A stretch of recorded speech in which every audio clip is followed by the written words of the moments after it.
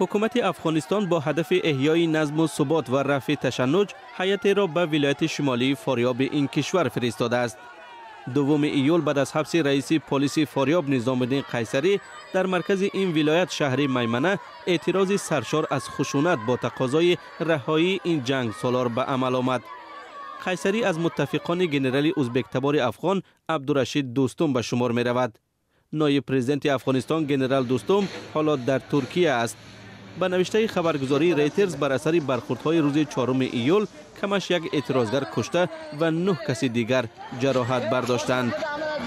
تقریبا 2 روز میشه که یک تظاهرات گسترده در فاریاب جریان داره.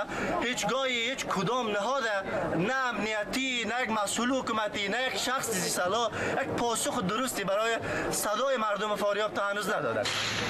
محمد حنیف رضایی سخنگوی گروه 209 شاهین که در شمال افغانستان مستقر می باشد گفت هیئت حکومت افغانستان با رهبران قبیله ها، فعالان جامعه شهروندی و پیشوایان روحانی منطقه دیدار و گفتگو داشت.